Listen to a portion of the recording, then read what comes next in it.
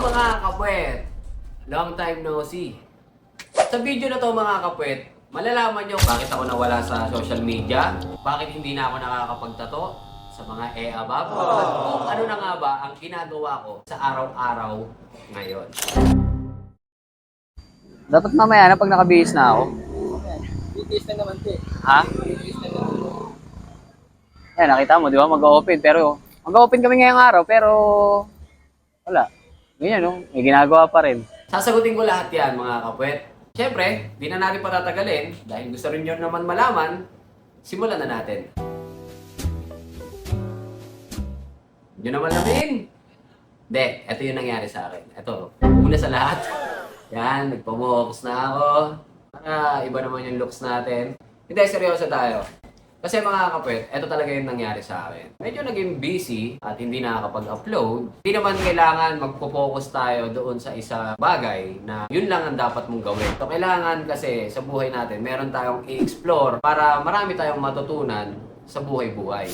Hindi kailangan kung hardinero ka lang. Kung construction ka lang. Kailangan, i-explore mo yung sarili mo. 'Di ba? Explore natin yung sarili natin para makuha natin yung tamang tagumpay. Hindi naman natin matututunan ng isang bagay kung hindi mo susubukan. Gaya ko, sa pagtatato ko, hindi naman talaga ako nagdo-drawing. Hindi talaga ako magaling na artist. Pero sinubukan ko. Kasi nga, gusto ko matutunan. At the same time, nagkaroon na ako ng panibagong experience. Tulad dati na puro waiter lang ang inaatupag. Ngayon, nung sinubukan ko magtato, na binabatikos ng karamihan na ultimo kaibigan, binabatikos yung pagtatato ko. Nakita nyo naman, kung nasa na ngayon tayo, nakilala tayo bilang kapwet na nagtatato. So yun lang. Ano pa ba gusto nyo malaman sa akin? Mag-comment lang kayo dyan. Kung ano pa mga gusto nyo malaman sa akin. Next question. Gaano katagal? Matagal sa matagal.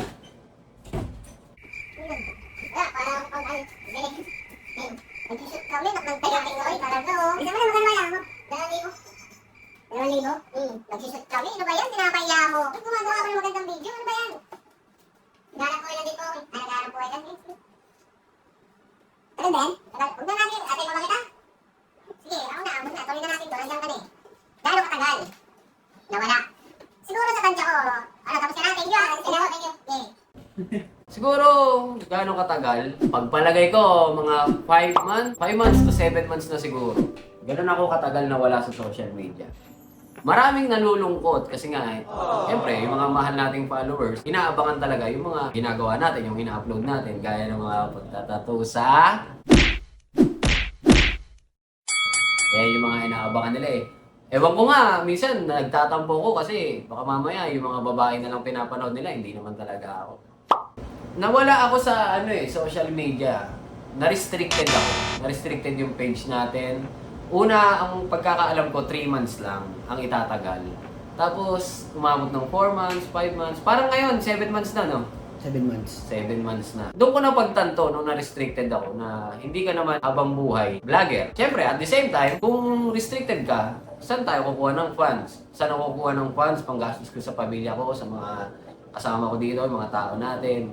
So, siyempre, wala. Kaya, yun, nakapag-isip-isip ako, hindi ako gumawa ng masama, ha? Baka isipin nyo, gumawa tayo ng masama. Hindi tayo gumawa ng masama. Andun pa rin tayo sa tuwid na daan, mas pinaganda lang natin yung daan. Yan yung unang-una ng mga naririnig ko. Bakit hindi na ako nakakapagtato? Siguro, busy. May shop ako kasi kaya busy ako. Mamaya, ano ba yung shop ko? Alam mo ba na mas masarap maging busy kaysa sa wala kang ginagawa? Mas masarap maging busy yung pagkatao mo kaysa busy ka sa tambay. Marami naman akong pwedeng model sana. Marami talaga akong model na pwedeng matatuan na para merong i-upload. Actually, marami pa kaming video dito na hindi pa namin na ilalabas na napapanood nyo.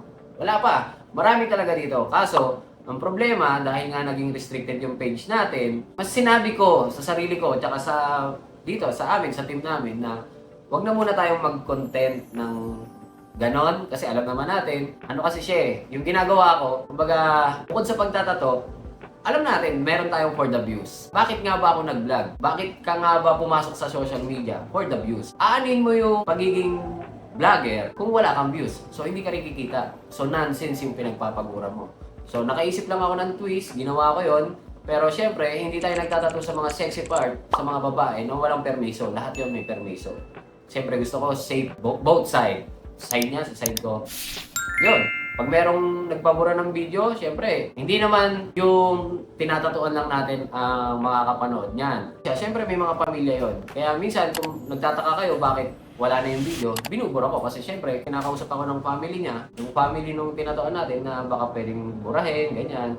Kasi bago talaga ako magtato, nagpapapirma ako ng waiver para both sides safe ang lahat. At tapos yun, kaya tinigilan ko rin talaga yung ganyang content kasi nga marami ng bata na nanonood sa atin. Sobrang daming bata. Alam ko naman dati pa, naisip ko na yan, na darating ang panahon, pag nakilala na si Kapwet, yung mga videos natin, pag kumalat, mapapanood ng bata.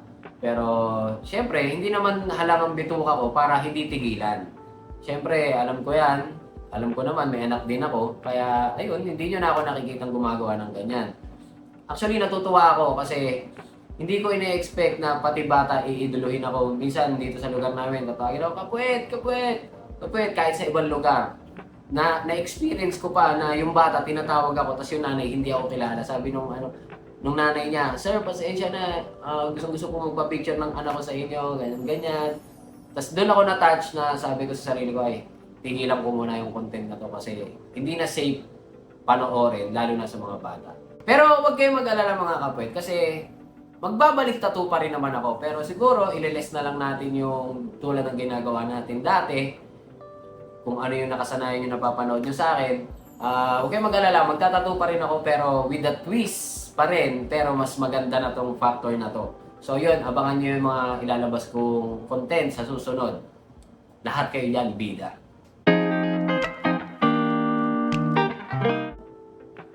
Ngayon, Ngayon. I'm a businessman. Hindi, joke lang.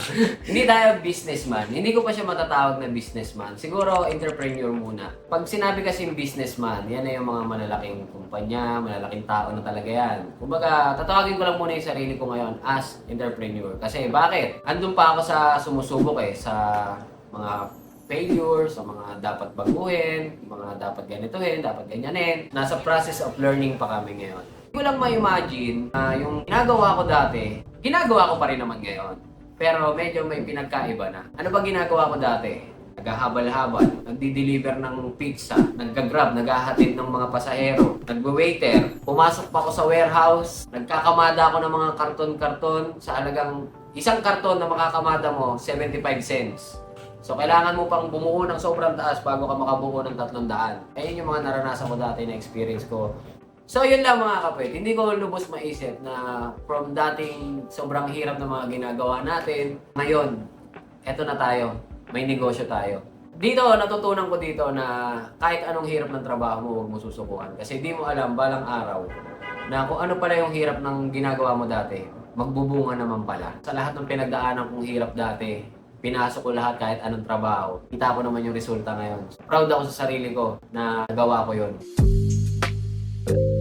Sa mga nagtatanong kung ano ba yung negosyo ko, ano nga ba negosyo ko? Eto mga Kapwet, meron akong negosyo na kainan, tsaka computer shop. Ano?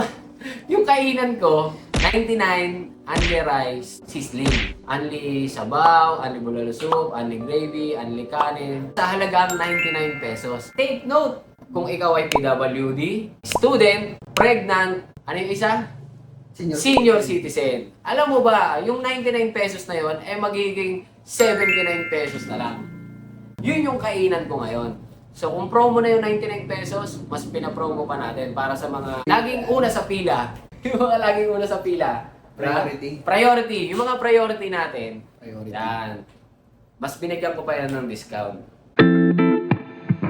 Yung pangalan ng business ko, alam niyo kung ano? Sasabihin ko na ba? Oo. Sabihin ko? Gina. Sige na. Gina yan. Yung kainan, ang pangalan, Cup Eat. Cup With. Eto, Cup With. Yung computer shop ko naman, eto, Computer Shop. Kasi ayoko sana sabihin eh. Kasi matatawa na naman sila. Ba't ganun yung pangalan? Nakakatawa yung pangalan, pero sobrang markable niyan. Alam niyo kung bakit? Dito pa lang sa leg ko, Kapwet na yan, nakalagay na yan. So dun pa lang, gusto ko kasi lahat ng negosyo ko, naka-rhyme doon sa Kapwet. Doon pa lang sa computer shop, ginawa kong computer shop. So, nandun pa rin. Di ba? Katunog pa rin. Doon sa kainan ko, sa Kapwet.